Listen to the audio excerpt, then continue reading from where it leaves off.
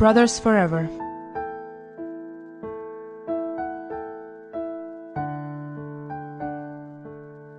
Part 1. Introduction.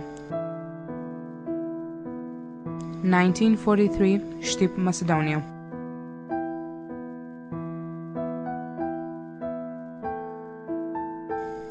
In 1943, in Shtip, there lived a small but compact Jewish community of 560 inhabitants. In those days, the Jews lived in a relatively small and narrow area in the center of the city, on the left and right bank of the river Ortia.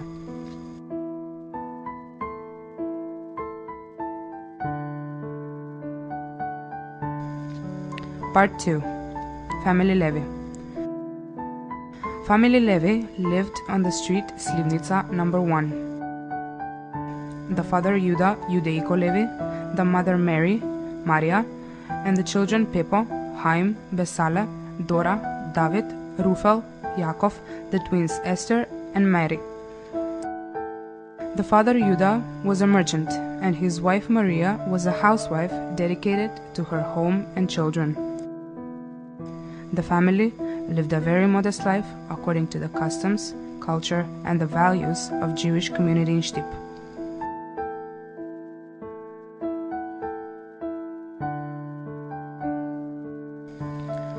Part 3. Pepo and Haim Levy. This is the story of the brothers Pepo and Haim and their close relationship, their lives.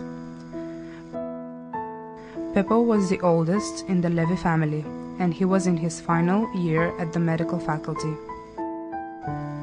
His younger brother Haim finished high school.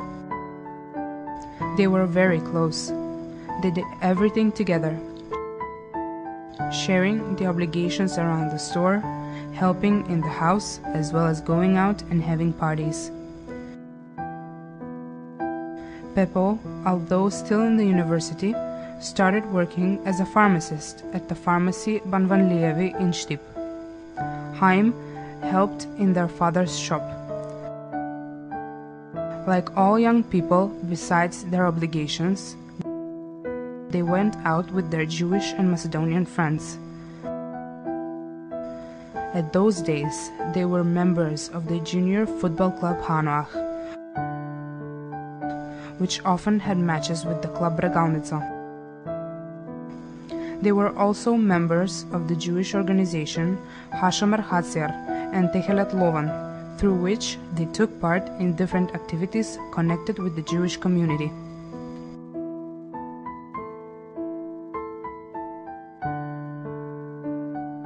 Part 4. War. With the beginning of the Second World War and the Macedonian occupation by Bulgaria, the life of Pepo and Haim completely changed.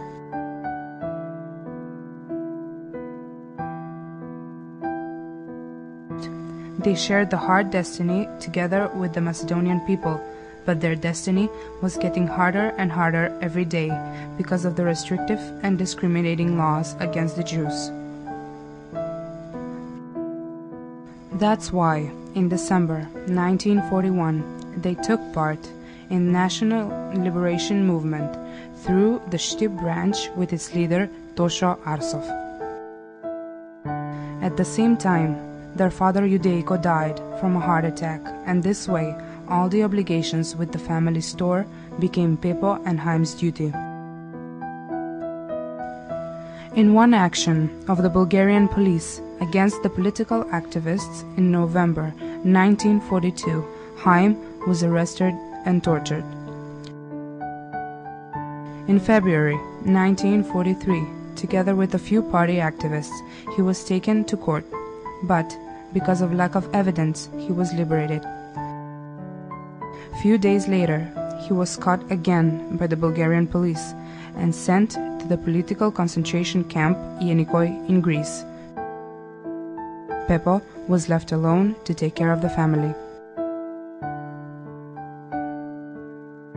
Part 5. Holocaust, Exile and Death. His love, dedication, and connection with the family, as well as the belief in his ideas, Pepo proved in the following events. The morning of the 10th of March, in Štip, in front of the Bulgarian police station, were brought 6 trucks. That upset the inhabitants of Štip because they didn't know what was their purpose. They supposed that there might be some political arrest and transportation of Jewish workers. They all thought that something horrible was going to happen and started taking the necessary precautions. But the action was so well prepared that so nobody could think of the unthinkable. In the afternoon, Pepo met his friend Vasil Zlatov, who warned him that something bad is about to happen, and he offered him shelter at his mother. Pepo refused and went to his family. That night, the whole Jewish neighborhood was imprisoned by the Bulgarian police. The morning of the March 11th, at 4 o'clock, all the Jews were taken to the railway station. They were brutally searched, and all their possessions, valuables, and money were taken away. Pepo, together with his mother, brothers, and sisters, were loaded on the cargo train, and by the evening they arrived in Skopje. They were put into the temporary concentration camp in the Skopje tobacco factory. Because he was a medical person, he was allowed to help the sick. On March 25, 1943, Pepo, together with his family, was transported to the camp of death Treblinka. On April 1st, he and his family were put to death in the gas chambers and cremated. His youngest sisters were only 8 years old.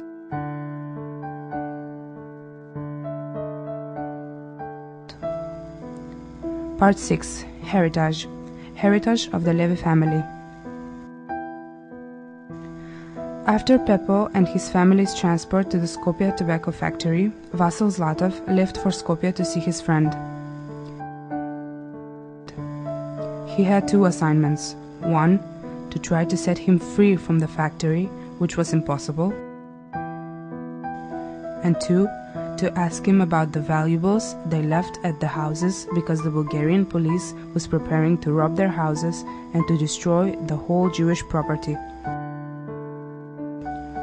He put the letter into a box of cigarettes and threw it across the wire to Pepo. He went inside the factory, and few minutes later he came back with an answer. The Levi family, with 5 other families, drew the maps to the hidden gold in their houses. Their last will was to use it for buying weapons, food, and clothes for the National Liberation soldiers. Around 10 kilograms of gold were undug, which were used for buying weapons and ammunition for the fight against the fascistic occupator. In the summer of 1943, Bulgarian occupators burned the house of Pepo and all the other Jewish houses in Štip which had been previously robbed.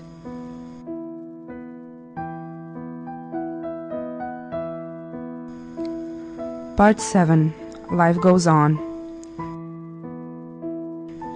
At the beginning of 1944, Haimt managed to run away from the Bulgarian camp and illegally took part in the anti-fascistic movement in the city of Plovdiv, from where, after the Bulgarian capitulation, he came back to Macedonia.